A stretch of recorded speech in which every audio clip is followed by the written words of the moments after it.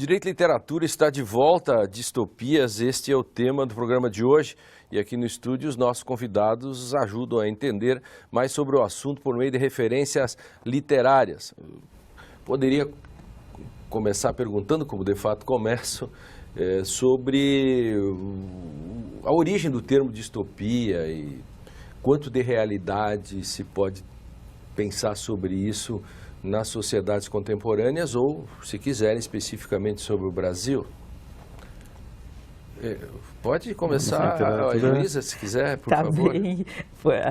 Bem, a distopia, a origem da palavra é lá com a psiquiatria, né? Mas eu acho que eu, procurando um pouco mais a palavra, porque por mais que o historiador trabalhe na fronteira com literatura e história, distopia não é uma palavra nossa de todos os dias, não é? Então, claro que aí tu alarga um pouco as leituras, tu procura, tu vai, tu amplia, e eu consegui entender bem que, no sentido, acho que para os historiadores nós trabalhamos muito mais com a questão totalitária. Eu acho que isso para mim era a questão mais visível, né? Nesse sentido. Eu acho que esse era para mim o caminho mais visível. Então, a leitura mesmo, e mesmo com as questões do Brasil, porque quando tu trabalha... Tanto é que o livro que você trouxe, a descrição do Souza e do modo, é uma sociedade totalitária. O sujeito anda do lado, está vigiado... Exato. Tudo é vigiado. Todas as coisas, o ônibus tu só pode pegar aquele, o café tu só tem tantos tickets por semana, por mês. Isso. Então vai fechando um círculo em torno deste personagem e, consequentemente, ele vai mostrando que todos estão nesse esquema, mas ele vai dizer em algum momento assim, não, mas antes eu pensava sobre isto.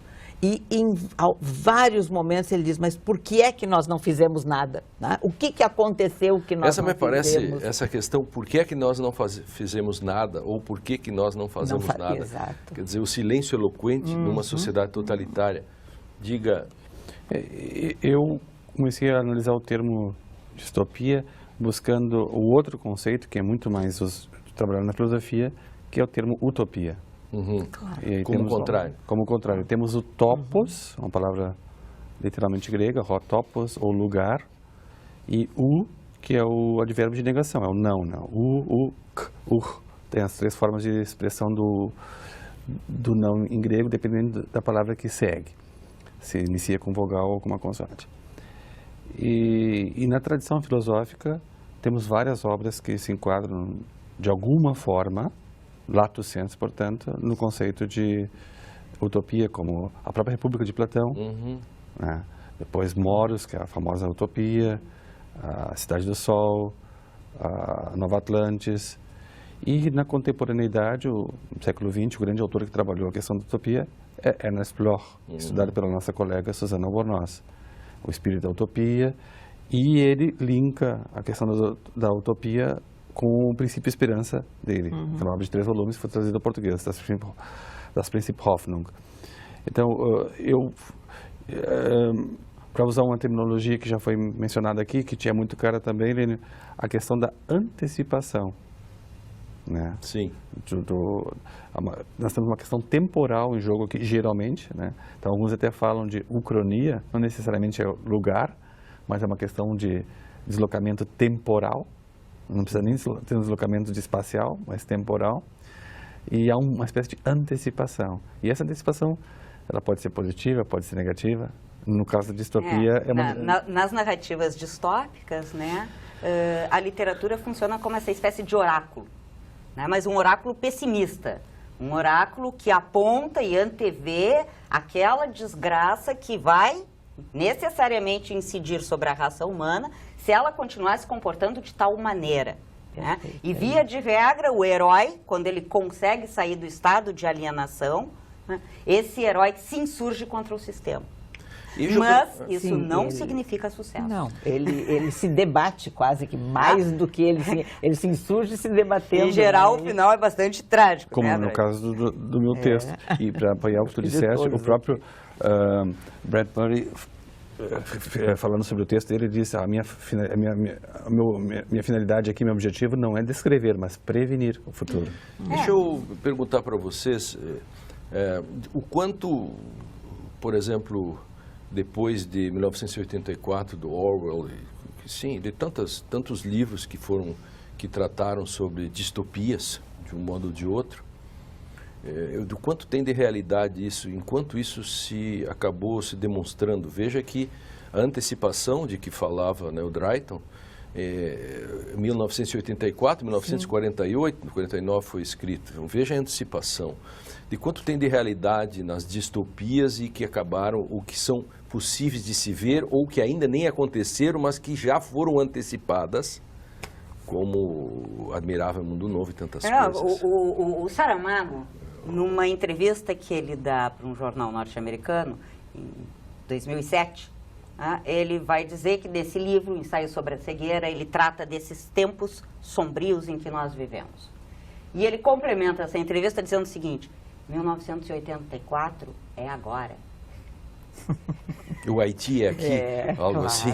É mais ou agora. menos isso, é Ou verdade. seja, aquilo que era antecipado pela literatura se configura, né, do ponto de vista da realidade.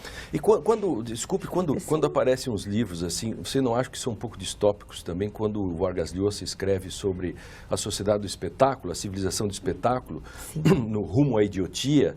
Assim, quando se tem, por exemplo, um Oscar e uma moça tira um selfie, odeio essa palavra selfie, em que o sujeito tira uma foto de si mesmo com vários artistas e ela se tornou no Instagram, não sei o quê, a coisa mais vista nos últimos tempos, que é clicada, que a humanidade é uma manada. Quer dizer, também as distopias não apontam para um processo de alienação e imbecilização, não é só no caso autoritário, porque nos também... parece muito claro Claro, isso. e sociedades né? autoritárias É que- precisam de imbecis também, não é assim, da alienação? Senão É a, elas não conseguem. é a massificação, é a alienação, Isso é a ausência pão de e circo, né? subjetividade. Chamando para a alguma realidade, forma, né? assim, né? O que acha, Drayton? Isso, sem dúvida. No meu caso, quase que temos que dizer assim, qualquer semelhança é mera coincidência. Porque um livro publicado em 1951, ele é uma espécie de fotografia do nosso tempo. Do nosso tempo. Porque os pais, muito ocupados, não dando a atenção necessária para os filhos, uma casa totalmente tecnologizada.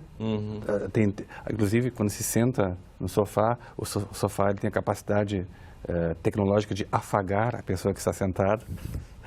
Então, as crianças não precisam mais tomar banho, há uma máquina que dá banho nas crianças.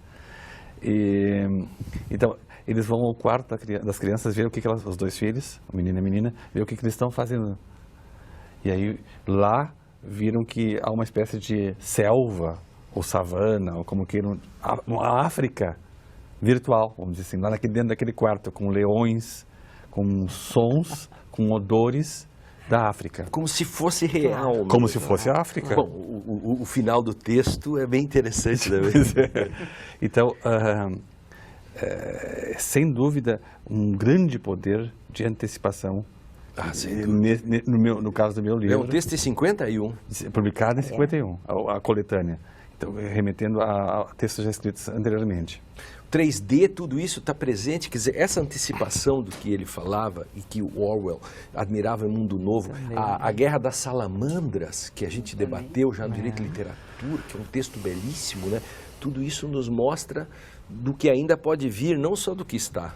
Mas o que a gente tem aí, né? Nós temos a Revolução Tecnológica.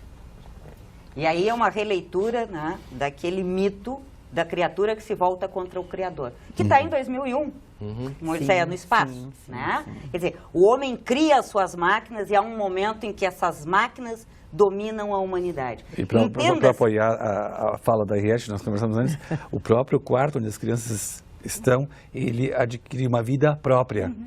Né? Desculpa. Esse quarto holográfico, ele tem todos os aspectos semelhantes ao supercomputador de 2001, Então, uma Odisseia no Espaço. E o buraco na mão, no personagem? no nosso aqui, no brasileiro, quer dizer, o que é isto, né? O que significa isto? Como é que ele se situa aí nesse... Esse homem que, de repente, tem um buraco na mão e que ele fica distinto, mas que existem outros que têm... cria uma interrogação, mas ao mesmo tempo dá uma característica específica para ele, né? Para o pobre do Souza, né? Do ponto de vista psicanalítico, pobre, né? De dizer. Que falta é essa que rompe aí, né? E que aparece aí, né? Que está escancarada aí. E o totalitarismo também não está simplesmente na questão da repressão, mas tem muito com o poder, violência simbólica, por exemplo, que a tecnologia faz com a gente. Vocês não acham isso? A humanidade abriu mão das leituras e caiu tudo nos resumos. O Google, por exemplo, que é uma ferramenta que está virando uma finalidade em si. E o Google, então associado àquilo que eu disse antes, o Google que nos controla também, que rastreia a nossa vida, não é verdade? Absolutamente impressionante também. Se tu quiseres tomar por este aspecto, é o grande olho. E com um risco, né? O que não está no Google não está no mundo. Claro, exatamente. É verdade. E a gente brinca muito com isto também, né? A gente brinca, olha, se tu não tiveres tantas clicadas como a fotografia, tu não...